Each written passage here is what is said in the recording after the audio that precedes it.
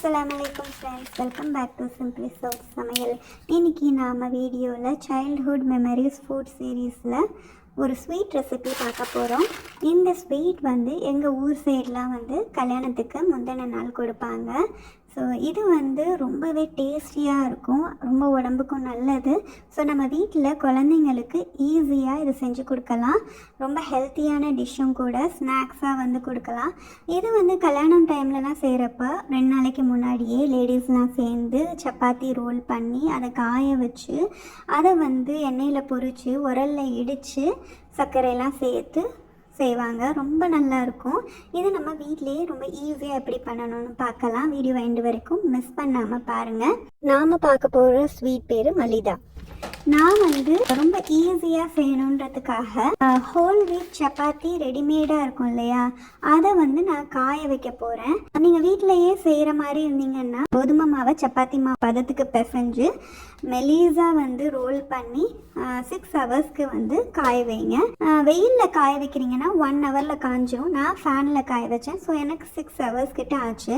In between கேப்பில் 2 சைடும் திருப்பி போட்டு நல்லா காய வைக்கணும். 6 hours later. இந்த மாதிரி கிறிஸ்பியாக இருக்கணும். அப்போ தான் எண்ணெயில் பொரிக்கிறப்ப எண்ணெயும் நிறையா குடிக்காது. நல்லா மொறுமொறுன்னு அப்பளம் மாதிரி வரும். இது பூரி மாதிரி உப்பி வரக்கூடாது.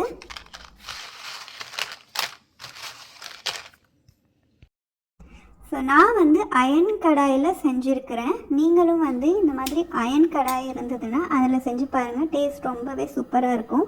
அத்தன்டிக்காக இந்த மாதிரி தான் செய்வாங்க. ஸோ இதை அப்பளம் மாதிரி பொரிச்சு எடுக்கணும், கிறிஸ்பியாக இருக்கணும்.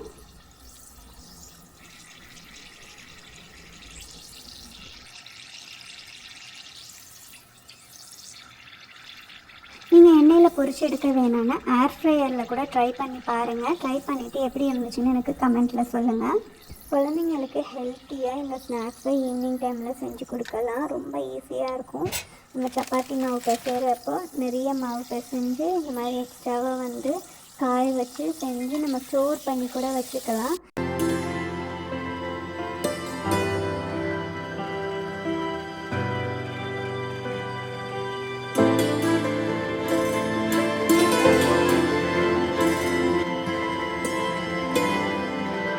ஃப்ரை பண்ண ஃபுட்டுனால பெரியவங்க எப்போவாவது சாப்பிட்லாம். கோதுமை மாவு ஆட் பண்ணியிருக்கிறனால ரொம்ப ஸ்வீட் டெம்டிங்காக இருந்ததுன்னா 1 ஸ்பூன் கூட சாப்பிட்லாம். கொஞ்சம் ஃபில்லிங்காகவும் இருக்கும்.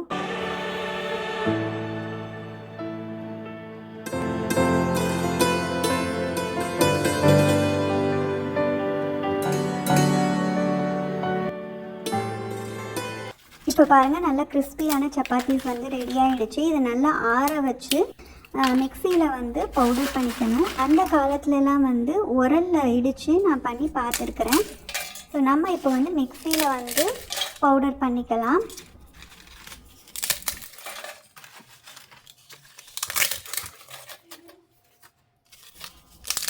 இது பார்க்குறதுக்கு நிறைய குவான்டிட்டி மாதிரி தெரியும். ஆனால் இது பவுடர் பண்ணோன்னா கம்மியாக தான் இருக்கும். எனக்கு இந்த 4 சப்பாத்திக்கு, ஓரளவுக்கு மீடியம் சைஸ் சப்பாத்தி, 4 சப்பாத்திக்கு எனக்கு 1 கப் மலிதா கிடச்சிது.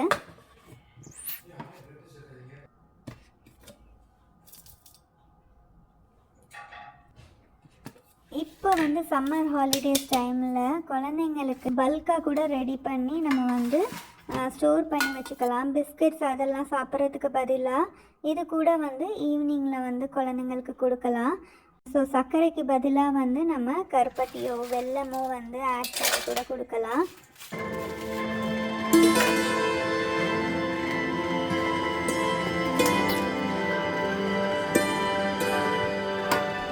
ஸோ எனக்கு 1 கப் மலிதா கிடைச்சது. இது கூட நான் ஒரு 6 டீஸ்பூன் சர்க்கரை ஆட் பண்ணியிருக்கிறேன். நீங்கள் இன்னும் சர்க்கரை ஜாஸ்தியாக சாப்பிட்றவங்கன்னா உங்கள் டேஸ்ட் பட்ஸ்க்கு ஏற்றாப்புல ஆட் பண்ணிக்கோங்க.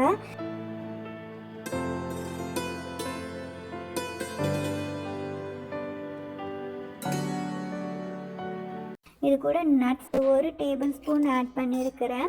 நட்ஸ் வந்து ஆக்சுவலி பொடியாக கட் பண்ணி போடுவாங்க, முந்திரி பருப்பு பாதாம்லாம்.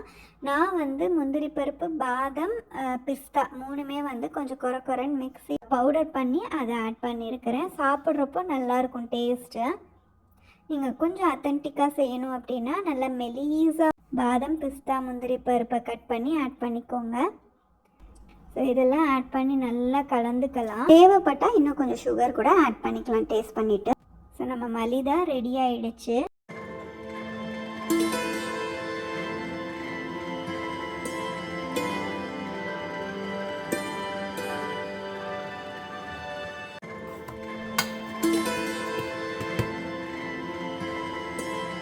இந்த மாதிரி பேக்கெட்டில் போட்டு எங்களுக்கு கொடுப்பாங்க கல்யாண வீடுகளில். ஹோப் உங்களுக்கு இந்த வீடியோ ரொம்ப பிடிச்சிருக்குன்னு நினைக்கிறேன். சப்ஸ்கிரைப் பண்ணாதவங்க சப்ஸ்கிரைப் பண்ணுங்கள். இந்த வீடியோ பிடிச்சிருந்தால் லைக் பண்ணுங்கள், உங்கள் ஃப்ரெண்ட்ஸோட ஷேர் பண்ணுங்கள். தேங்க்ஸ் ஃபார் வாட்சிங்.